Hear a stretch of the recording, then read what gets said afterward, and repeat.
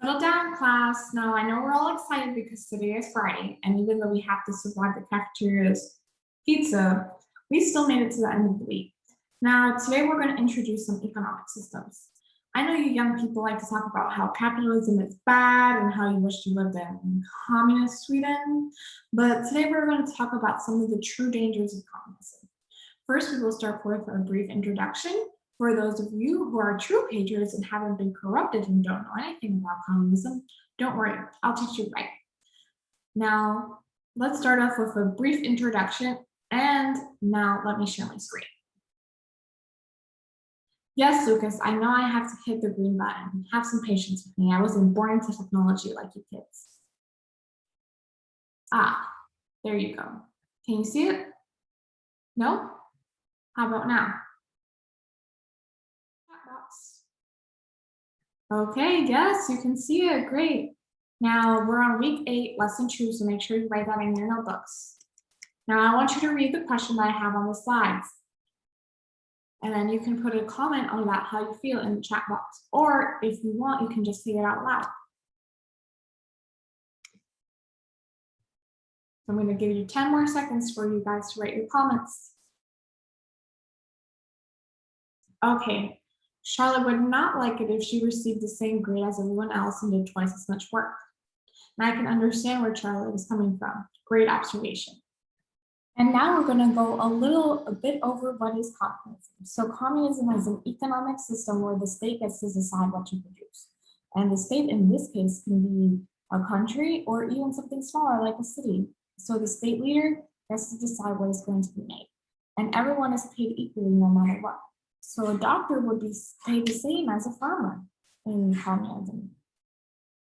So a good example of how communism works in the real world is in 1958, Zedong began a radical program called the Great Leap Forward to increase production in farms and factories. The communists rushed to increase production and made people with little to no experience try to farm or produce steel in their backyards. So think about that. How would you feel if I didn't teach you anything and at the end of the year, I gave you an exam and you were supposed to pass? That's exactly how these poor people fell under the communist rule. The steel was of poor quality, making it useless, and the poor weather resulted in a widespread famine.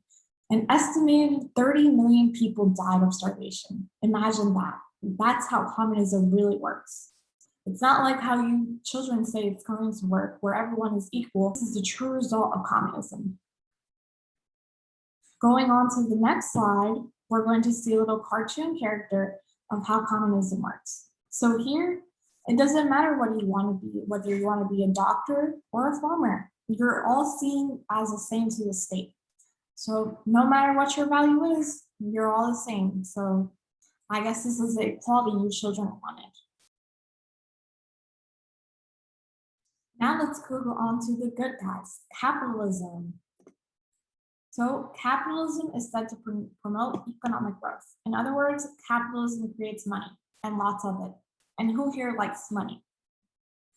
I see a lot of thumbs up in the chat. Good. We all like money.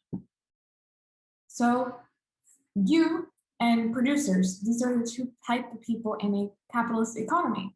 So you influence the market through your ability to purchase goods and services, and there is very little government intervention. And producers are motivated by your money and therefore create whatever goods people can buy. So in a communist economy, a producer might make only one color jelly bean because that's all they need. They aren't influenced by your decision. But in capitalism, we can have jelly beans of all colors because you influence what the producers make. And to continue going, what did we learn today? So I want you to write one thing that you learned in the chat box today. In a couple more seconds, I'll share a few answers. Let me see the chat box. Okay, so first we're gonna go with Stephanie. Stephanie says she learned that communism is inherently evil and that it can kill you.